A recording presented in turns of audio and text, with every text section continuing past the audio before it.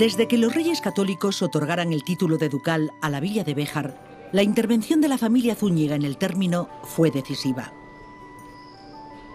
Lo que hasta entonces no había sido más que un bastión defensivo se convertiría en el lugar de residencia de los duques. La vieja fortaleza se transformó entonces en palacio. Y poco a poco, el trazado urbano de la villa fue moldeándose a imagen de su poder. Pero los planes de los duques sobrepasarían el propio recinto amurallado. A escasa distancia, un paraje natural que había servido de coto de caza a la familia fue el lugar escogido para levantar una finca de recreo y esparcimiento conocida como El Bosque. Francisco de Zúñiga y Sotomayor, cuarto duque de Béjar, ordenó las obras de construcción que se alargaron hasta las décadas finales del siglo XVI. Se trataba de una villa renacentista diseñada según el modelo italiano. El arquitecto Leon Battista Alberti había escrito en la centuria anterior cuáles debían ser las características de estos lugares dedicados al ocio nobiliario. La cercanía a un núcleo urbano.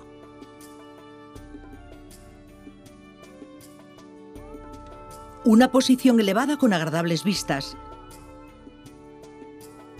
Y una naturaleza circundante que garantizara a sus huéspedes abundante caza, pesca y descanso en un entorno natural casi salvaje.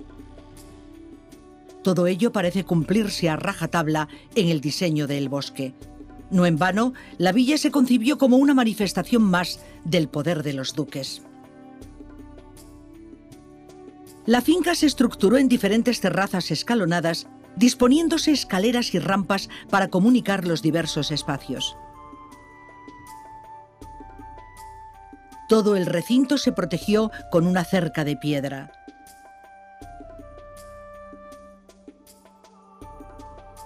Su acceso principal se hacía a través de la Puerta de la Justa, que daba paso a una extensa alameda. Esta calle arbolada, verdadero eje sobre el que se estructuraba la organización de la villa, favorecía a su vez el esplendor y magnificencia de todo el conjunto. La vista del complejo causaba una honda impresión en huéspedes y visitantes. En el siglo XVIII, Tomás de Lemos escribía: «Es el bosque un sitio al oriente respecto de Béjar, a distancia de 500 pasos, que junta las circunstancias más diferentes, porque tiene la amenidad del valle, el piso del prado, lo inculto del monte, alamedas, huertas, jardines y vista de la sierra siempre nevada».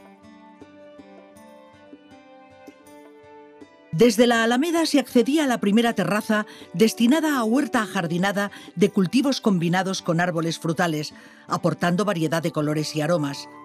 Todo ello estructurado en cuadrículas separadas por senderos y adornadas con varias fuentes.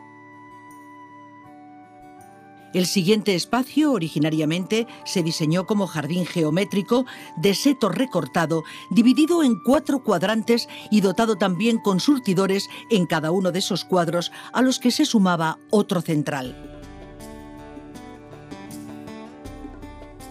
Este vergel se mantuvo durante 300 años, pero en el siglo XIX se modificó según el gusto romántico. Se plantaron entonces numerosas especies arbóreas, eliminándose algunas de las fuentes y construyéndose otras nuevas.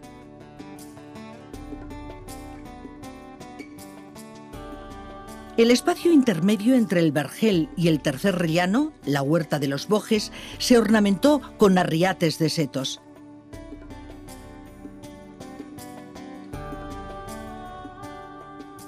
Y sobre él, la zona más noble, la tercera terraza. En ella se construyó un conjunto residencial en perfecta armonía con su entorno. Lo primero que llama poderosamente la atención es la lámina de agua del gran estanque que sirve de espejo al paisaje. De su centro emerge una isla coronada con un templete. Es probable que esta obra de ingeniería corriera a cargo de maestros holandeses atraídos por la política benefactora de Felipe II. El estanque, que también servía de piscifactoría, fue escenario de espectáculos acuáticos o relajantes paseos en barca. Junto al lago se construyó el palacete utilizado por los duques como residencia de descanso. Se trata de una edificación con varias alturas en cuyas ventanas aparecen labrados los escudos heráldicos de la familia ducal. Todavía hoy pueden apreciarse sobre sus piedras las inscripciones que hacen referencia a los impulsores de la villa, don Francisco de Zúñiga y su esposa, doña Guiomar de Mendoza.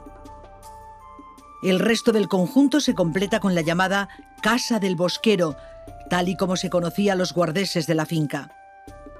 Una capilla que cubría las necesidades espirituales de los duques y las caballerizas, ambas obras del siglo XIX. En esta misma terraza y junto al estanque se dispuso una exedra. El diseño del banco semicircular que la rodea revela el interés de los arquitectos por crear un espacio ideal para la conversación. El disfrute de actividades al aire libre debió ser también lo que llevó a los duques a ordenar a sus maestros el levantamiento de una plaza o rotonda. Este fue un punto de reunión para asistir a espectáculos musicales o literarios tan apreciados por la nobleza de la época.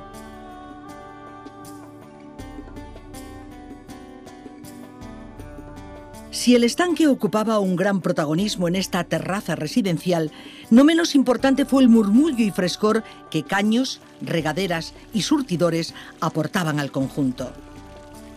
Destacan entre estos elementos la fuente de los 8 caños del siglo XVI con su traza octogonal y sus 8 mascarones, y la fuente de la Sábana de principios del XVIII con un espectacular juego de agua en cascada.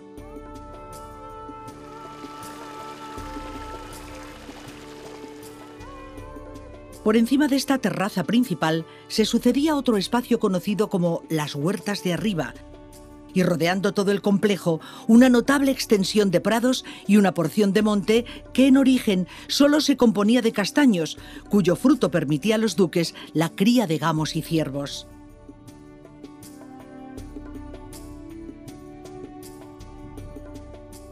La Villa del Bosque fue alterándose según los gustos personales de los diferentes propietarios y modas imperantes.